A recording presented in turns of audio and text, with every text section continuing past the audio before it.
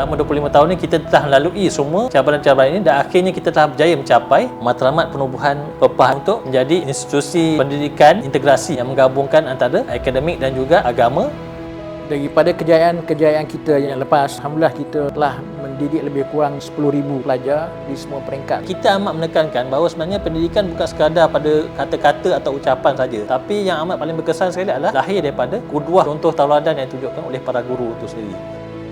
Muallim-muallimat banyak menasihatkan kami dari sudut agama lah. Benda tu merangkumi juga kepada adab, akhlak dan juga akidah. Sejak daripada penubuhan kita pada tahun 2000, menjadi harapan kita adalah untuk membina generasi harapan ummah yang boleh memahami Islam yang syumul. Pada Disember tahun 2000, bermulalah langkah pertama kami sebagai Sri Hira Education Center Sdn Bhd, sebuah syarikat yang menanam tekad untuk membina generasi berilmu dan berakhlak mulia. Tahun 2001, dua institusi pendidikan telah ditubuhkan, Sekolah Rendah Hira dan Sekolah Menengah Hira Shah Alam sebagai batu asas kepada pendidikan Islam yang menyeluruh.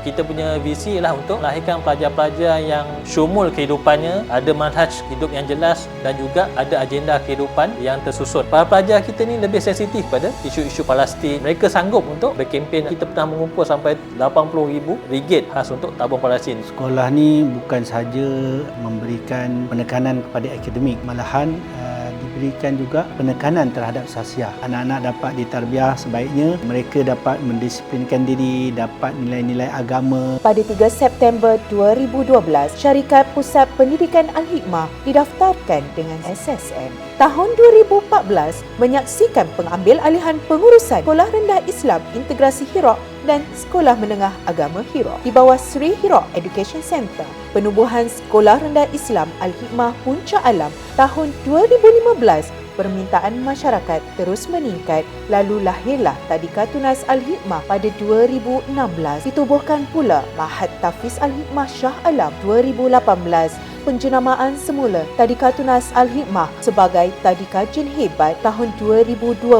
Pembukaan cawangan baru bagi Tadika Jin Hebat dan Ma'had Tahfiz Al-Hikmah di Puncak Alam. Penjenamaan semula keseluruhan institusi dari nama Hira kepada Al-Hikmah. Walaupun kita ni sekolah integrasi, tapi 7 tahun berturut-turut ni kita telah mencapai kecemerlangan. Lebih 30% daripada pelajar kita telah mencapai straight A ataupun mumtaz dalam UPKK dan juga PSRA. Saya dan juga rakan-rakan ramai yang dah melanjutkan pelajaran ke Institut Pengajian Tinggi dan juga tak kurang juga ramai yang dah dapat kerja yang stabil dan mampu menampung diri sendiri. Tahun 2022, Ma'had Tahfiz Al-Hikmah Shah Alam dipindahkan ke cawangan baru di Puncak Alam. 2023, satu lagi kejayaan dicapai apabila cawangan baru Sekolah Menengah Islam Al-Hikmah dibuka di Kompleks Pendidikan Al-Hikmah. Pejabat HQ serta Tadika Jin Hebat Shah Alam juga telah berpindah ke bangunan baharu. 2024, operasi Sekolah Menengah Islam Al-Hikmah Shah Alam dipindahkan ke Puncak Alam, menyatukan keseluruhan operasi pendidikan di sana. Sumbangan yang diberikan kepada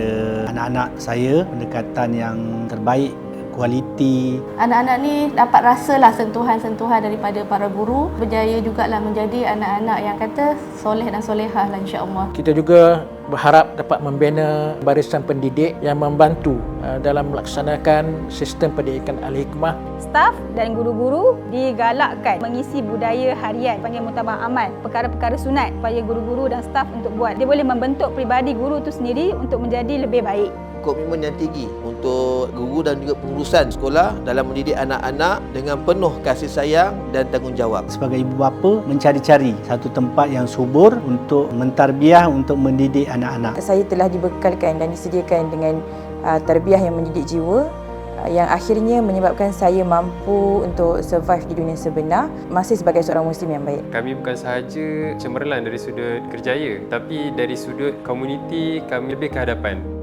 Nilai tarbiyah yang diterapkan itu sangat berharga dan bermakna, dapat diterapkan di rumah.